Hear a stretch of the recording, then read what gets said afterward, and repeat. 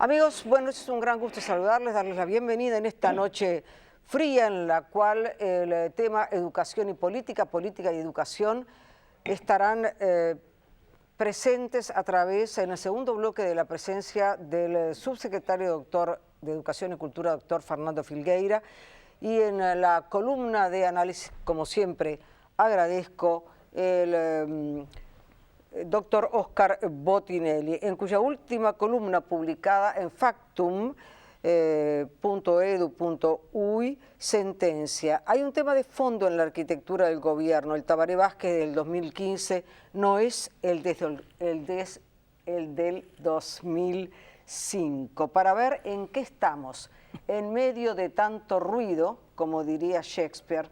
Lo hablábamos con Oscar. Gracias por estar, Oscar, esta gracias noche. Sonia, por la invitación.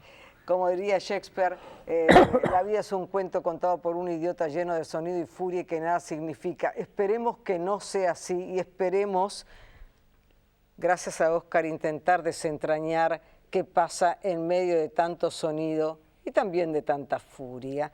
Bueno, a ver, ¿qué pasa con ese tema de fondo en la arquitectura del gobierno de Vázquez? Bueno, cuando yo digo que el Vázquez del 2015 no es el mismo del 2005, siempre aclaro, no tiene nada que ver con lo biológico, porque si no, lo primero que se va, claro, tiene 10 años más. Eso no tiene nada que ver.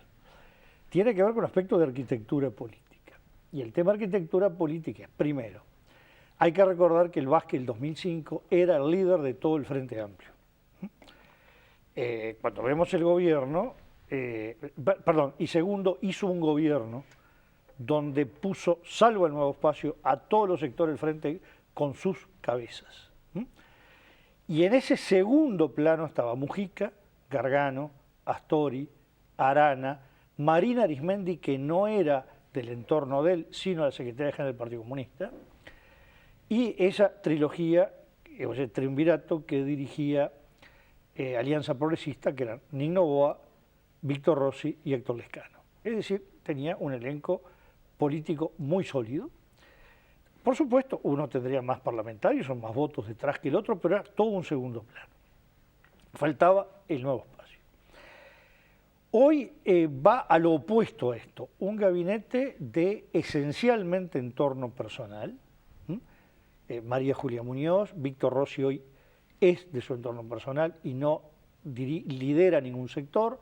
Marina Arismendi lo mismo, y de lo que es, digamos, la otra parte del Frente Amplio, orgánico del MPP, solamente está en el gabinete Eduardo Bonomi, que uno diga dirigente del carozo del MPP.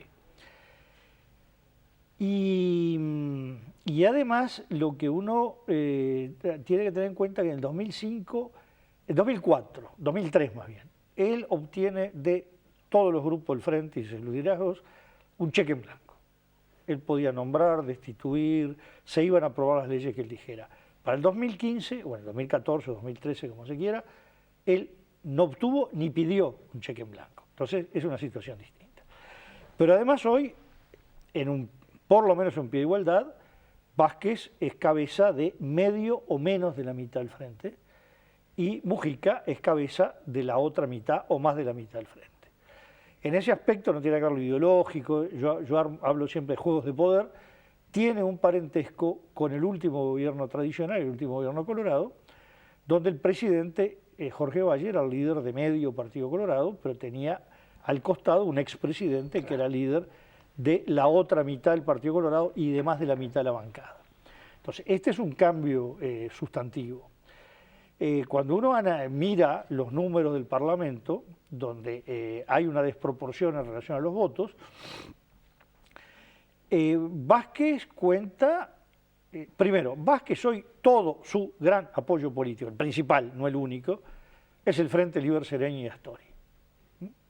Tanto es así que Astori hoy está en una situación de doble peso, no solo tiene la complicación de dirigir el equipo económico o liderarlo, que lo viene haciendo hace más de 10 años, con lo que implica que a la larga puede tener muchos apoyos, pero cada medida que impulsa el equipo económico siempre levanta mucha polvareda y hay que tener mucha fuerza para sustentarlo y pone todo su capital político en eso. Pero uno decía, bueno, y además tiene el apoyo del presidente. Uno, visto hoy cómo está la cosa, diría, no, el presidente tiene el apoyo de Astori. Es decir, Astori además de cargar con el equipo económico, tiene que cargar con ser el único pilar sólido, grande, que tiene el presidente.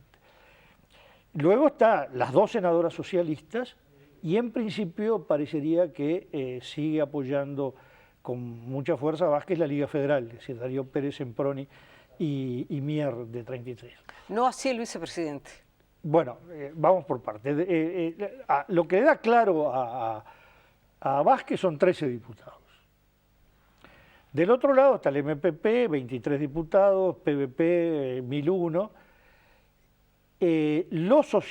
Los diputados socialistas no están con el presidente, donde ahí lidera claramente el socialismo en Montevideo con la figura de Gonzalo Sibila.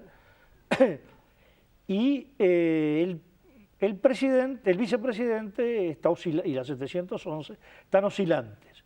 Pero yo diría que ya es un péndulo irregular. Cada 3 movimientos, 2 quedan del mismo lado con Mujica o lejos del presidente y uno se recuesta al presidente. Empezó marzo, abril, mayo como un vocero del gobierno y del presidente. Y claramente, tanto es así que casi no se lo vio en el apoyo a la candidatura de Lucía Topolansky. Fue muy, muy puntual. Y sin embargo, ahora ya tiene un discurso predominantemente pegado en una reconstrucción, además de acuerdos, entre la 609, la 1001 y la 711. Entonces, ahí lo que vemos es que lo que rodea a Mujica, no quiere decir que Mujica ordene y mande, puede andar de 35 a 37 diputados contra 13 del presidente. Y en el Senado es un 10-5. Y ahí sí, como figura más independiente de ambos, Constanza Moreira, ¿no?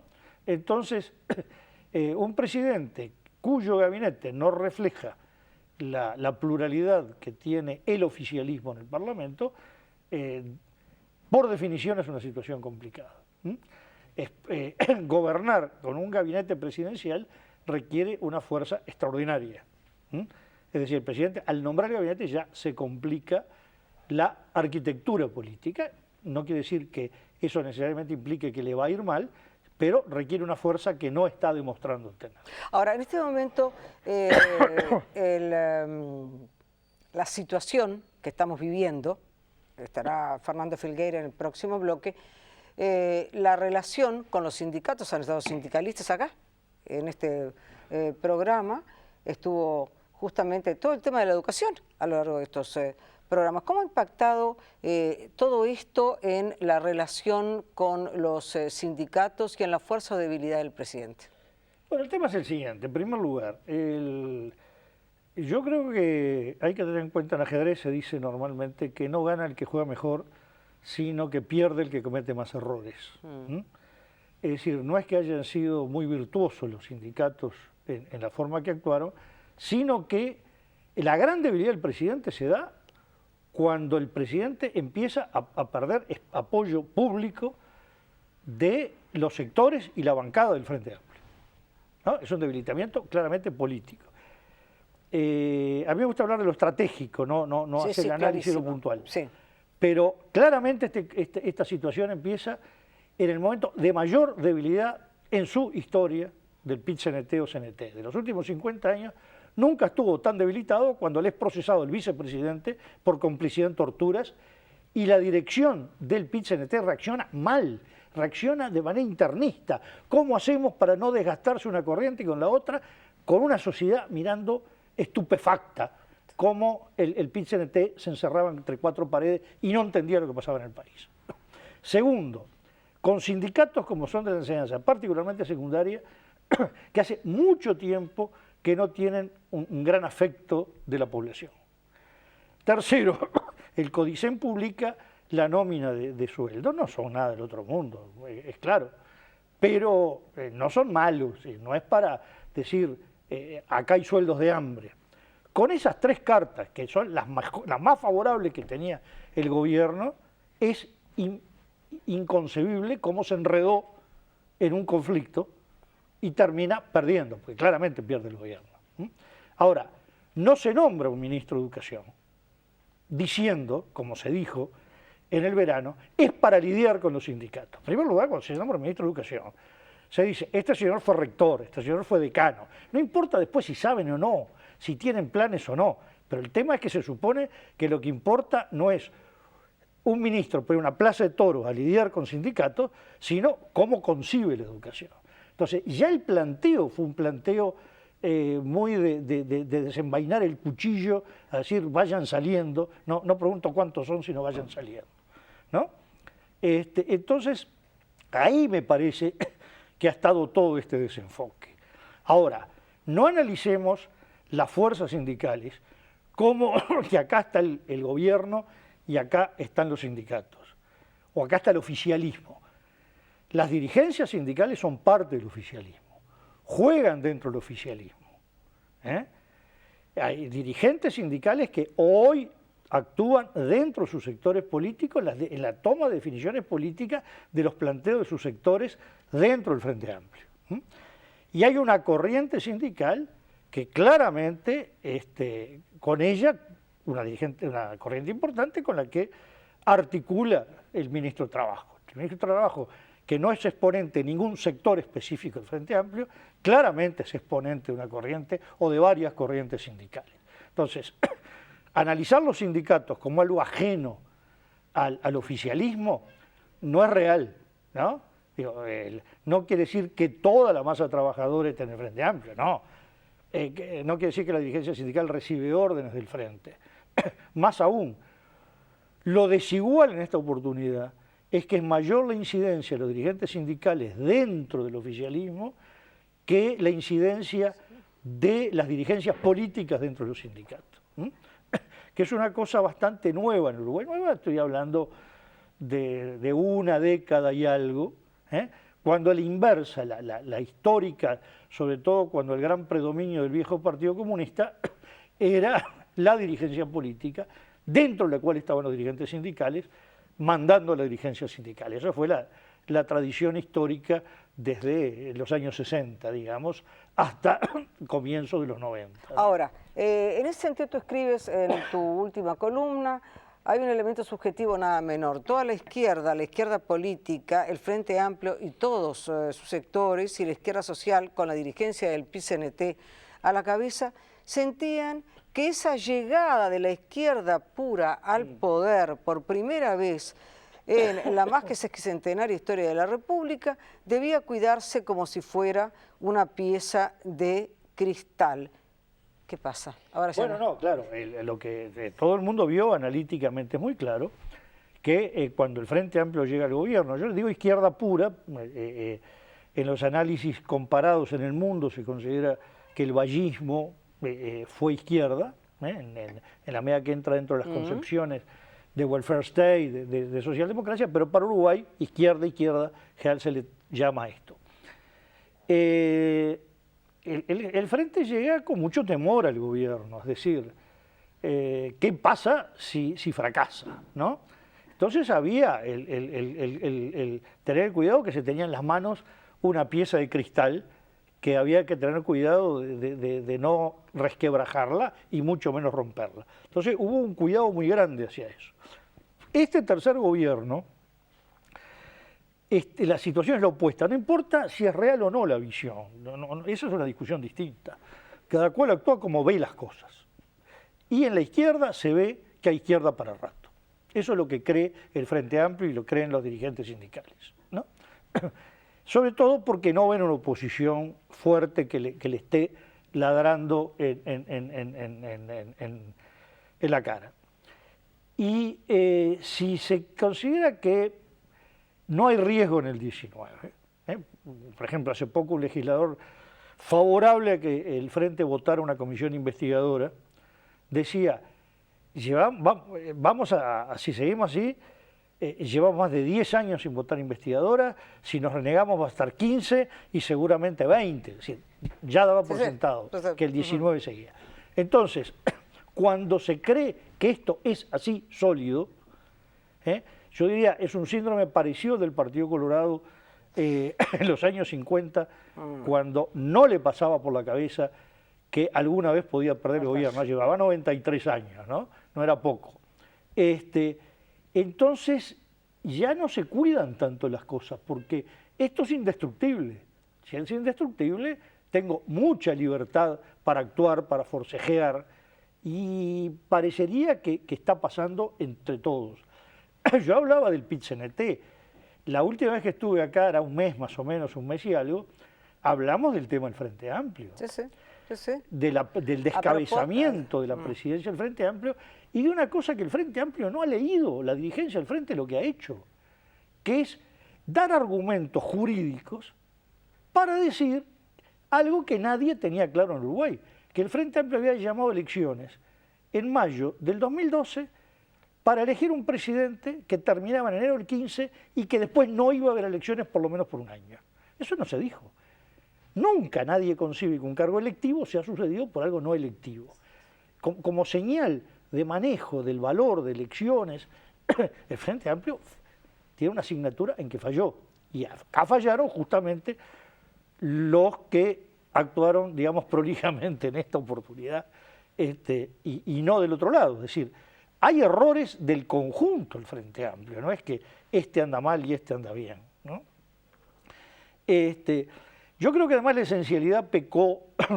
A ver, el tema de la esencialidad se puede discutir del ángulo jurídico, no es el mío.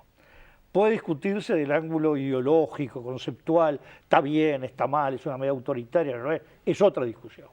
Yo lo analizo como juego de poder. Y siempre, ya lo usé otras veces acá, me gusta mucho la imagen del dicho criollo, de paisano, de boliche campaña, no se saca un arma si no se va a disparar, ¿no? Bueno, no se saca un arma, y mucho menos sin mirar si se tienen balas. Cuando se toma una medida de fuerza, se toma para llevarla hasta las últimas consecuencias que implica esa medida. La esencialidad es la penúltima medida que puede haber en materia de conflictos sociales, laborales, digamos. La última son las medidas pronta seguridad, que quedaron muy desacreditadas en Uruguay después del uso que se hizo de manera continua entre 1968 y 1973. La previa es la esencialidad. La esencialidad tiene una lógica rigurosa. Cuando algo es esencial, quien continúa un paro, quien no va a trabajar, automáticamente pierde el trabajo o por lo menos recibe grandes sanciones. Y no es que se anuncie así, mire que además de la esencialidad, lo amenazo con que algún día pienso tomar sanciones. Eso no es la esencialidad. Yo no digo que esté bien, digo, la lógica es esa. Si no se está dispuesto a aplicar esa lógica, en el mismo momento que decreta la esencialidad ya manifestó algo equivocado. Y además, una cosa, el Frente Amplio no es la primera vez que aplica la esencialidad, pero hasta ahora la aplicó en sectores muy sensibles.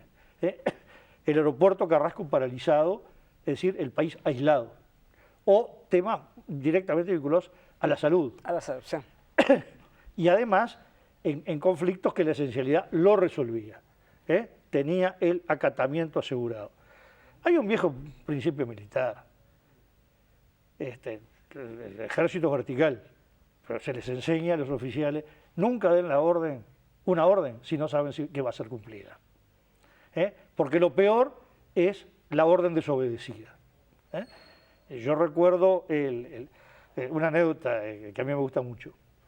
Cuando se estaba por producir la marcha sobre Roma, de Mussolini en 1922, el ejército italiano estaba medio dividido entre los que le tenían pavor a esa cosa media fascinerosa de las camisas negras fascistas y quienes simpatizaban con el fascismo porque iba contra la izquierda, los sindicatos, ¿no? Y la aristocracia también estaba dividida. Y el rey débil, fue un rey que dudó siempre toda su vida. Entonces llama al jefe de Estado Mayor, un héroe de la Primera Guerra Mundial, y le dice: general, ¿qué hace el ejército si la corona le ordena reprimir?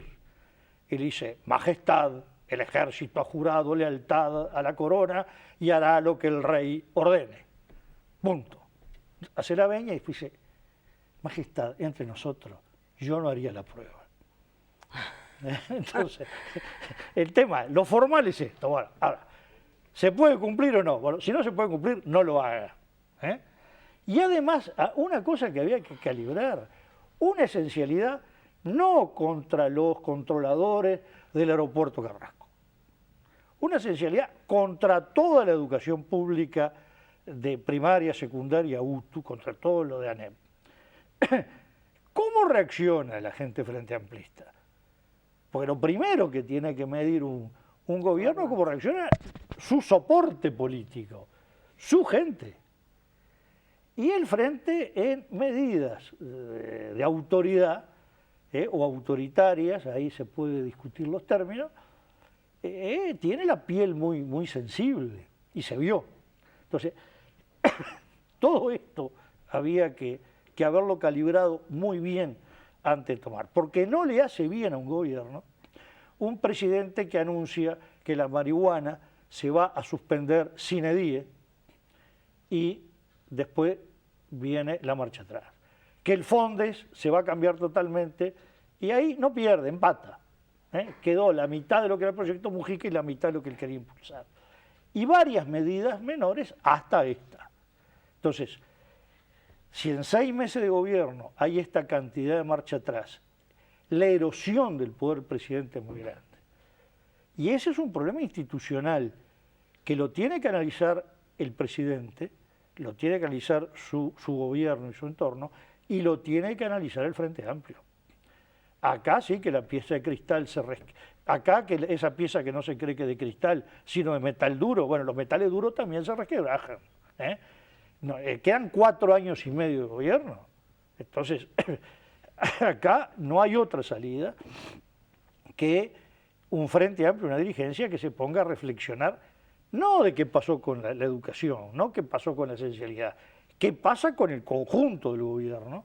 El gobierno entendido como parlamento, como gobierno, como sindicatos, como todo de aquí a los próximos 4 años y medio.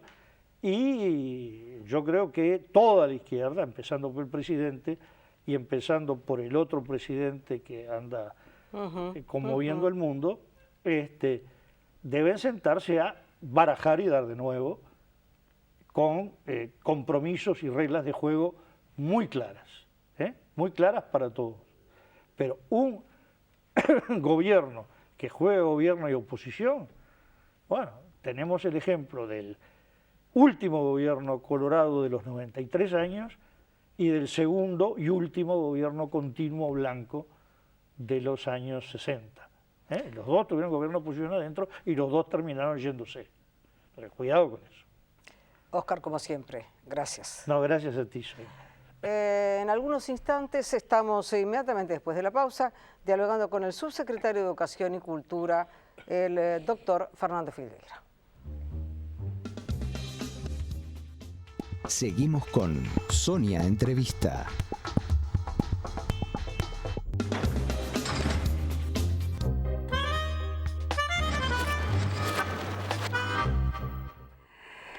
Un gran gusto porque no recuerdo cuándo no lo conocí. Al doctor Fernando Filgueira, gracias por estar esta noche en este programa. ¿Cómo estás, Sonia? Es un gusto. Estar aquí. El doctor Fernando Filgueira, que es subsecretario de Educación y Cultura, en un momento en el cual la educación está en el centro del debate y el Frente Amplio está en el centro de la crítica. Recién ustedes escuchaban al doctor Óscar Botinelli. No se están logrando resultados, hay un cruce en cuanto a todo el tema sindical, también estuvo en el primer bloque. Entonces, Fernando, comencemos por este punto muy preciso. En estos 10 años de Frente Amplio, en un titular, ¿en qué cambió, Fernando, la educación para mejor y para peor? A ver, esto lo habíamos conversado, creo, un poco antes de las elecciones. Sí. Hay un conjunto de acciones que desarrolla el Frente Amplio llegando al gobierno en materia educativa que yo creo que eran absolutamente necesarias y que tuvieron un impacto enteramente positivo en el conjunto de la sociedad. Mencionemos algunas.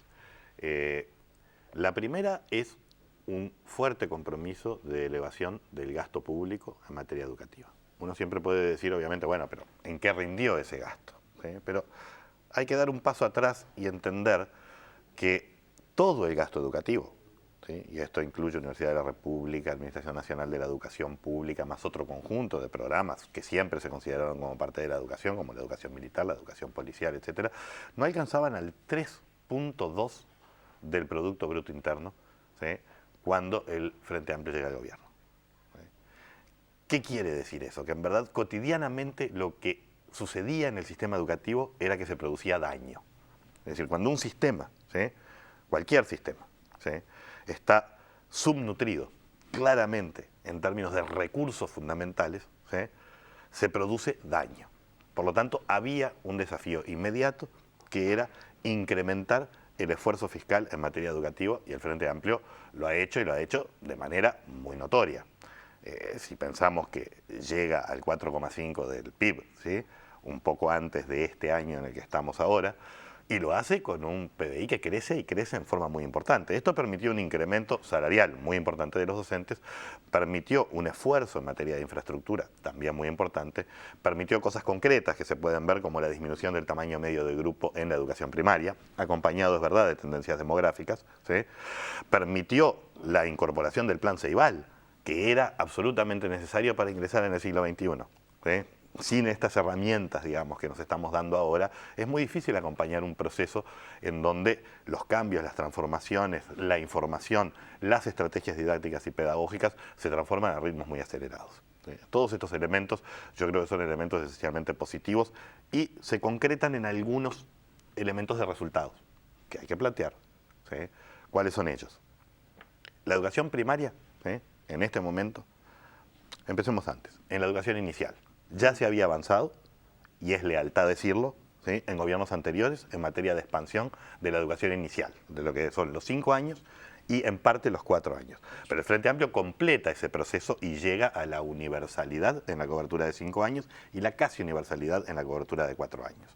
En este momento, en 3 años, estamos cerca del 70% de cobertura. ¿Sí? Esto nos coloca como país pionero en América Latina en materia de cobertura en educación inicial.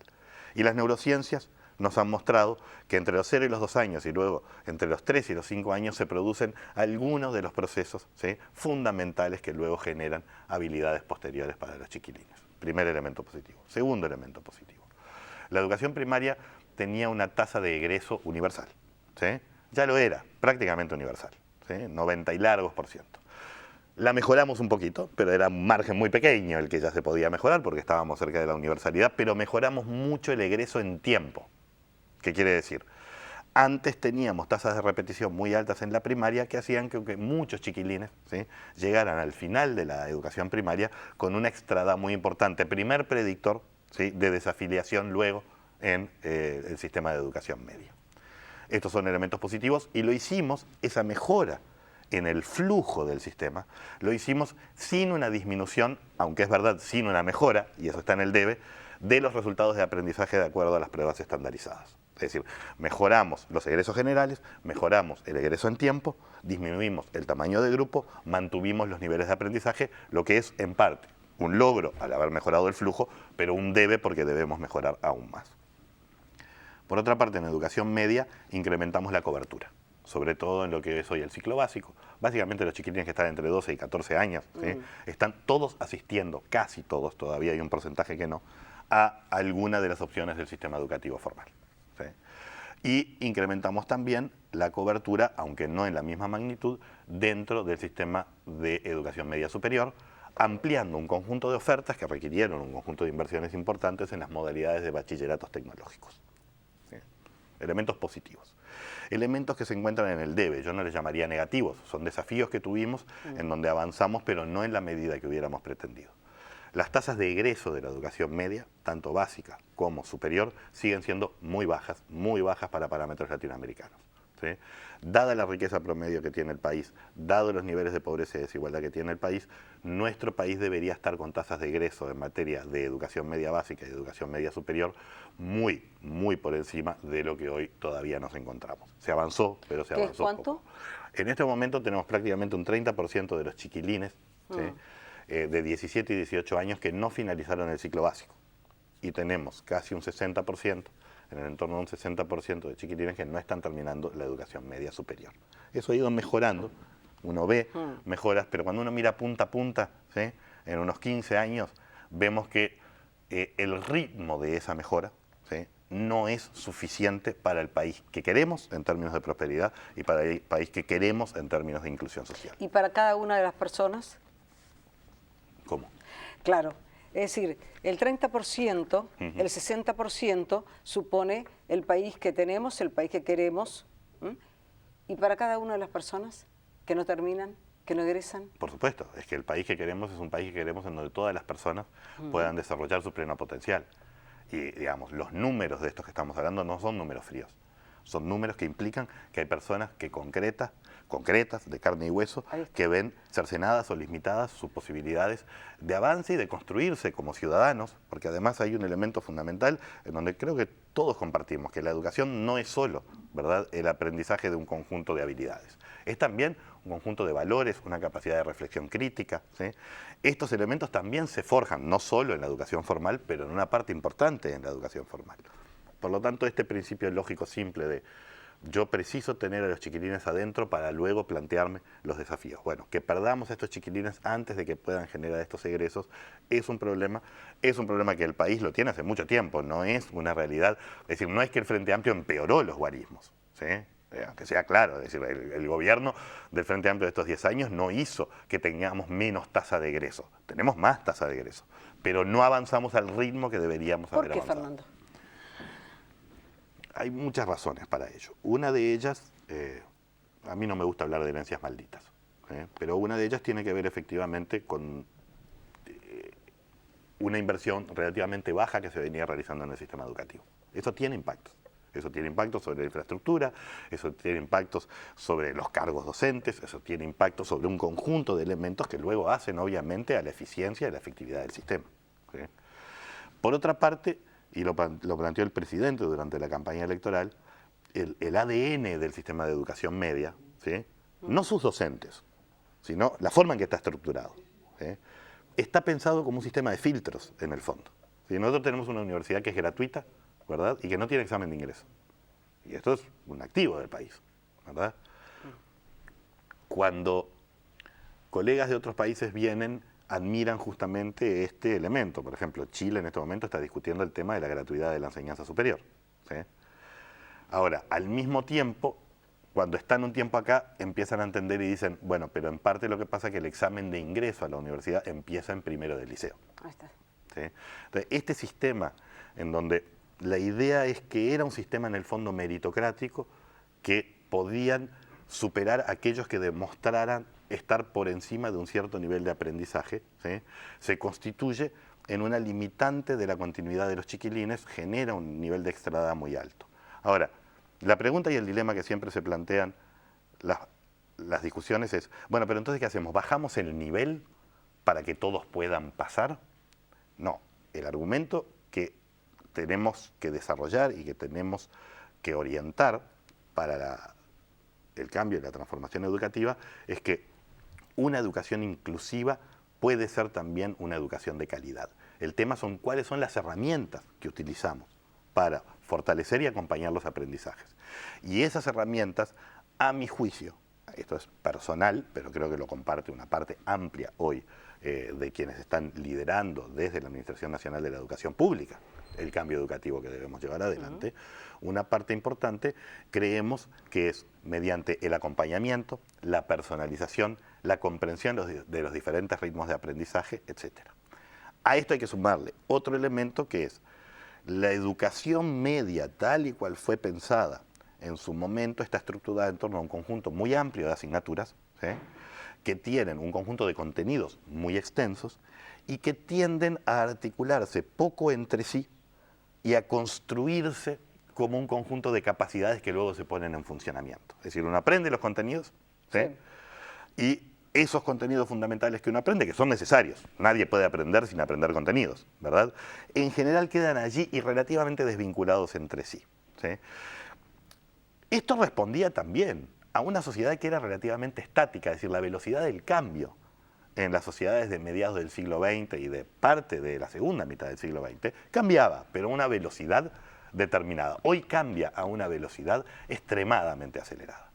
Y si ello es así, la capacidad de aprender, es decir, el tener metodología y herramientas para aprender cómo van transformándose y cambiando los conocimientos, las habilidades necesarias, es el elemento fundamental que hace pertinente a la educación en el siglo XXI. Entonces, allí hay otro elemento en donde se ha avanzado también.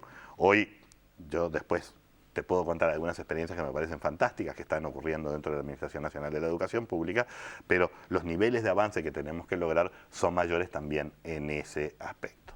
Entonces, tenemos desafíos por delante, pasado lo que es una etapa de conflictividad, que tiene mucho que ver con la etapa presupuestal, y con la plena confianza de que yo creo que el grueso del cuerpo docente está dispuesto a liderar, a ser parte del liderazgo de este proceso de transformación, tenemos que fijar la vista en lo que comprometió la fuerza política, que era una transformación profunda del sistema educativo, que garantizara inclusión, calidad y un para qué estudiar de construcción de ciudadanía y seres críticos. Ahora, Fernando, antes que nada, ¿qué opinión tenés sobre la implementación del decreto de esencialidad? Respaldo a mi presidente. El tema del 30% y el 60% y las explicaciones que vos dabas, Sí. es decir, y la sociedad y cada uno de los individuos, y lo que supone que muchos lleguen a determinados puntos y muchos que podrían llegar no lleguen, por Sí. razones absolutamente obvias, me hace plantearte, junto con el tema presupuestal, Sí. algo que quedó implícito en tus palabras, ¿qué es lo que estamos discutiendo? ¿Cuál es el proyecto de esta administración para Bien. esta educación? Porque honestamente creo que la mayor parte de nosotros lo desconoce. Bien. Creo que es importante justamente transmitir lo que hoy se plasma en los lineamientos estratégicos de la construcción presupuestal que se realizó desde la Administración Nacional de la Educación Pública y que dentro de las restricciones fiscales que sabemos que debemos enfrentar, retoma el Poder Ejecutivo como lineamientos fundamentales, ¿sí? Entonces hay una propuesta hoy del Poder Ejecutivo que recoge estos lineamientos estratégicos que planteó la Administración Nacional, las autoridades de la Administración Nacional de la Educación Pública, en donde yo quisiera justamente destacar que allí están un conjunto de metas que se plantearon y de herramientas que tienen que desplegarse, ¿sí? Ubiquemos primero una primera etapa que es la de la educación inicial de la que ya habíamos hecho mención. Esta es una meta concreta que el presidente de la República colocó sobre la mesa, que es avanzar hacia la universalización en el acceso a los niños de 3 años, de tal manera que haya cupos para todos aquellos que procuran ingresar dentro del sistema. No es la obligatoriedad, que sí lo hicimos para 4 y 5. En 3 años lo que queremos es garantizar que todo aquel que quiera acceder pueda acceder, ¿sí? Se están definiendo en este momento para inicial 8.000 nuevos cupos, ¿sí? Estamos en 70% más o menos de cobertura. Esto va a permitir efectivamente lograr este acceso. Esto implica la construcción de 50 jardines de educación inicial y de 50 aulas adicionales dentro de escuelas existentes. ¿Cuándo? ¿Cuándo? En este quinquenio. ¿Sí? El cronograma no lo tengo acá exactamente, pero da inicio ya en el 2016, ¿sí? Y continúa hasta el 2020, con un conjunto de recursos ya, ¿sí?, comprometidos desde el Poder Ejecutivo que estarían disponibilizados para ello. Pero no basta con eso.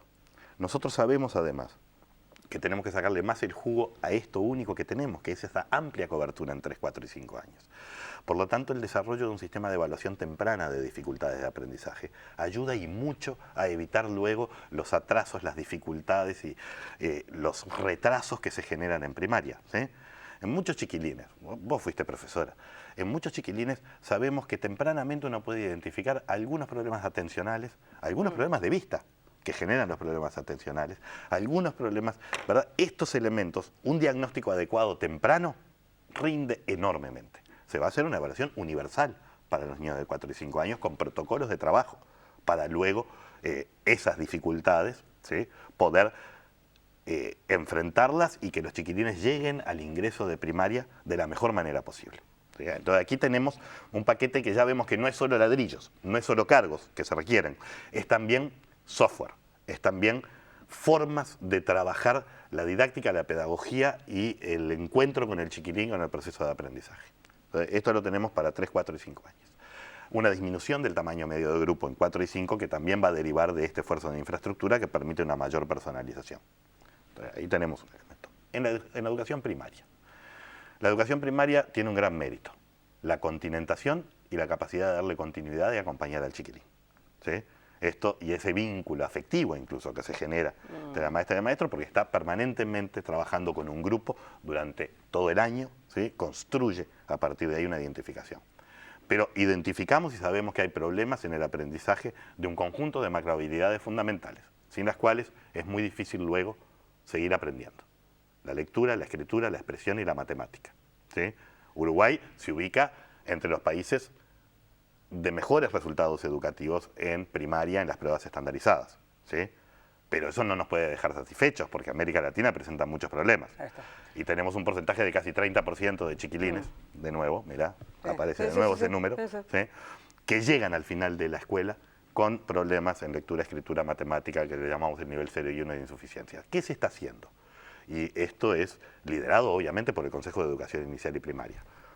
La identificación de los perfiles de trayectoria y de egreso en tercer año de escuela y en sexto año de escuela, que es tomando el currículum existente, identificar aquellos bloques fundamentales de aprendizaje, aquellos elementos de macrohabilidades y algunos contenidos que se consideran esenciales y que van a ayudar a reestructurar los énfasis y el trabajo durante ese periodo, ese transcurso del chiquilín. El desarrollo de un conjunto de plataformas didácticas en donde tanto desde el cuerpo docente como del cuerpo docente asesorando al Plan Ceibal y el Plan Ceibal desarrollando dispositivos generan cosas como la plataforma adaptativa de matemática, que es un mecanismo fantástico de aprendizaje en interacción con una máquina que se adapta a los niveles de dificultad que el chiquitín va resolviendo. ¿Sí? El desarrollo y fortalecimiento del modelo de formación en servicio para que justamente inspectoras, inspectores y maestros y maestras puedan tomar este nuevo desafío que constituye en sí mismo lo que llamaríamos un plan de excelencia en matemática, lectura, escritura y expresión y razonamiento lógico. ¿Sí? Entonces, de nuevo, tenemos la inversión en escuelas de tiempo completo, la expansión del tiempo lectivo, el fortalecimiento de maestro más maestro y de maestro comunitario, pero a eso le estamos sumando de nuevo transformaciones en los mecanismos de producción y de trabajo que son fundamentales.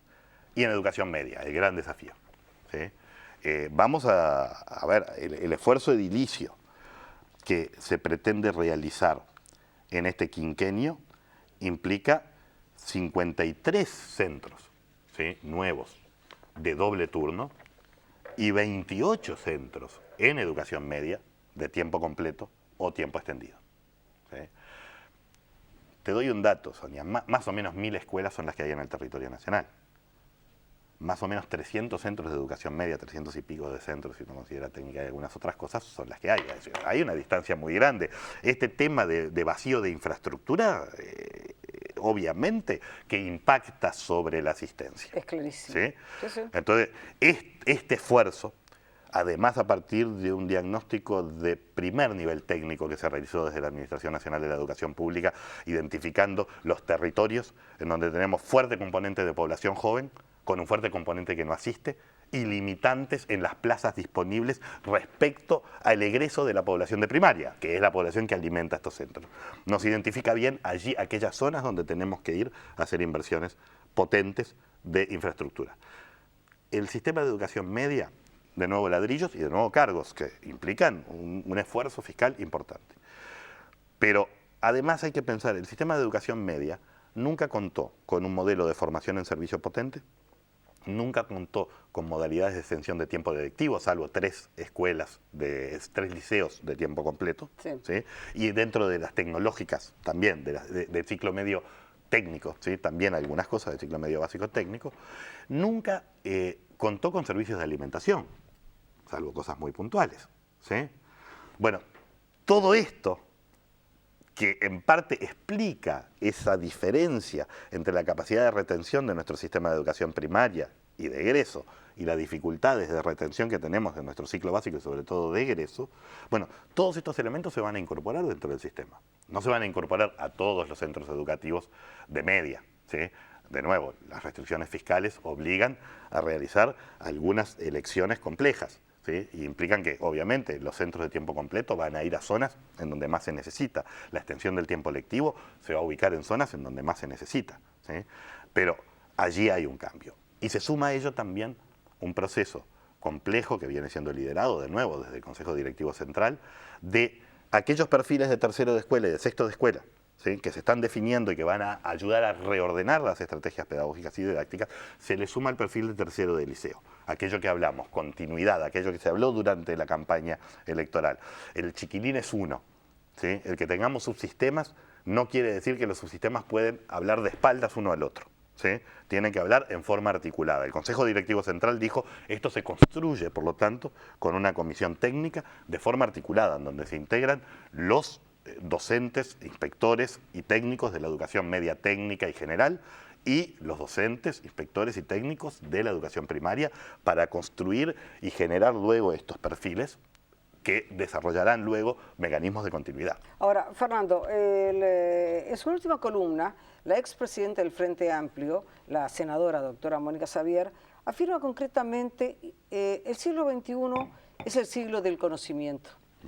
Es por ello que una sociedad avanza o retrocede según su capacidad de expandir saberes.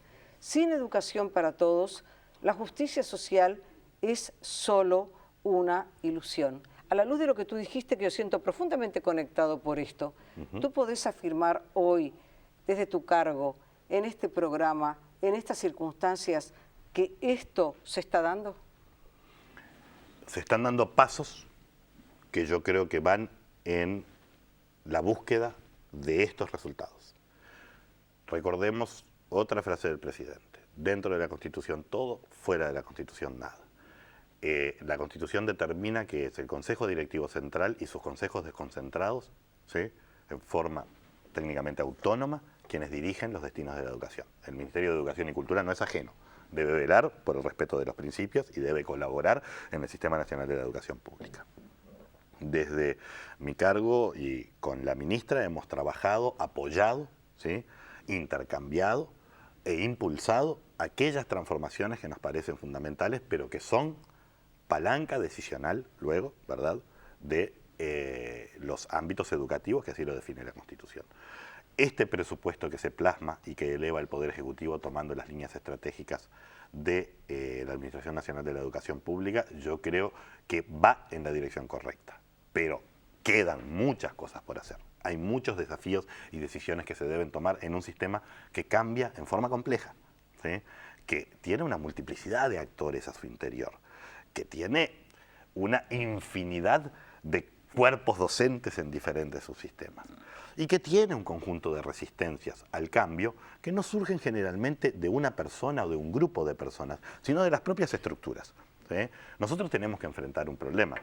Esta es una preocupación que tiene el Ministerio, pero que la tiene obviamente también la Administración Nacional de la Educación Pública. Aproximadamente el 80% de los docentes de un bachillerato son docentes titulares, grado 4 a 7. ¿Sí? Hay 7 grados, ¿verdad?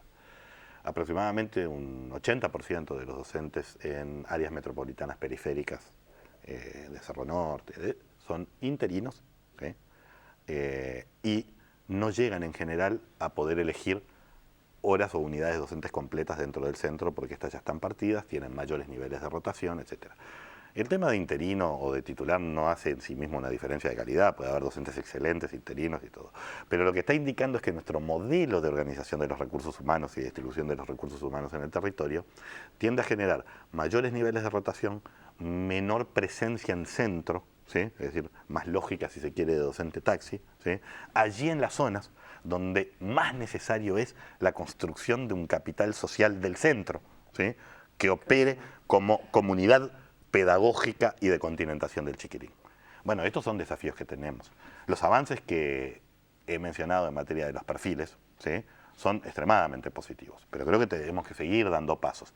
Una vez que estos perfiles están definidos, hay que pensar qué sucede con la formación en servicio, qué sucede con los dispositivos pedagógicos o de apoyo pedagógico, qué sucede, creamos o no creamos y avanzamos en las guías didácticas, ¿sí? Otros elementos que hemos planteado. El modelo asignaturista que tenemos es un modelo que debe integrarse en mayor medida, ¿sí? Hoy tenemos una experiencia fantástica que la quiero mencionar acá, que son los laboratorios tecnológicos digitales, de ANEP y Plan Ceibal, conjuntamente. Las horas de informática que previamente se utilizaban y que todavía se utilizan en muchos casos para el aprendizaje del manejo de la informática, etcétera, en muchos casos los chiquilines llegan con 6 años de Ceibalita arriba, es decir, tienen un manejo informático bastante interesante y tú y yo sabemos que muchas de estas generaciones manejan mejor que nosotros, digamos, son nativos, ¿verdad?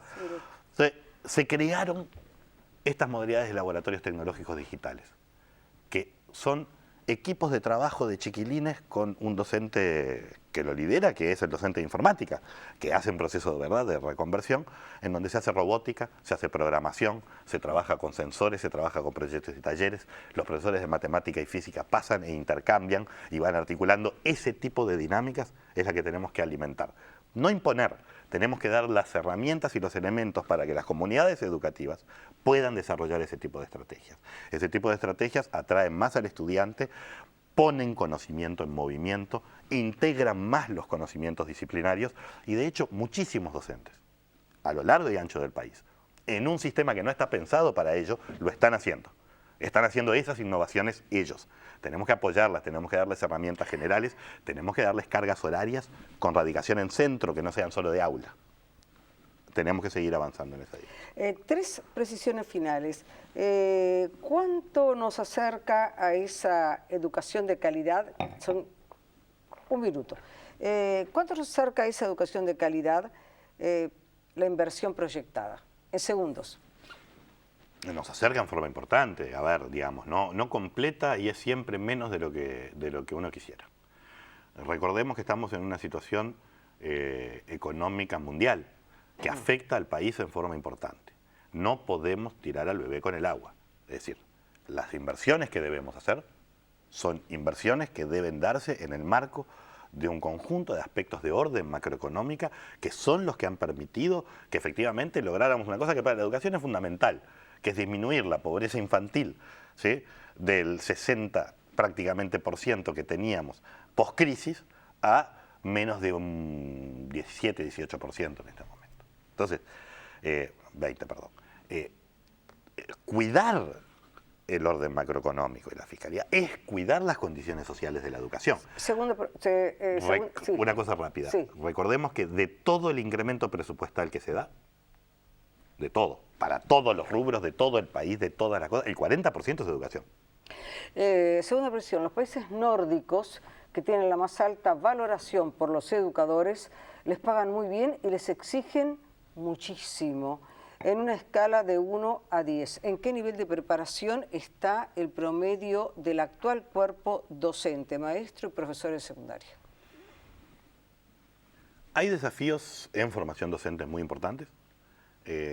Tenemos un problema de cantidad y tenemos un problema que para mí, yo creo que muchos de nuestros docentes están bien formados en sus asignaturas, ¿sí? Hay algunos en donde obviamente hay dificultades y tenemos que mejorarlo, siempre se puede mejorar la calidad, pero también tenemos que pensar en el cambio del rol docente, por lo tanto, es decir, formar a un docente muy bien en la enseñanza de una asignatura en el formato tradicional en el que lo hacíamos no es lo que pretendemos para el futuro. Claro, ahora, sí, hay que dar esas herramientas, no es un problema de calidad y de que los docentes no hayan estudiado y no se hayan formado, es que también en esa formación tenemos que ir transformando. En la formación general y en la formación en servicio, muchos docentes lo hacen naturalmente, otros docentes lo hacen con formación en servicio y otros docentes van aprendiendo con otros colegas, ¿verdad?, estas transformaciones que son necesarias. Ahora debemos exigir, las comunidades educativas deben exigir, ¿sí? En los países nórdicos no se exige con el modelo de incentivos de yo te pago un adicional por cuánto le hiciste mejorar en la prueba estandarizada del chiquilín. Ese no es el modelo.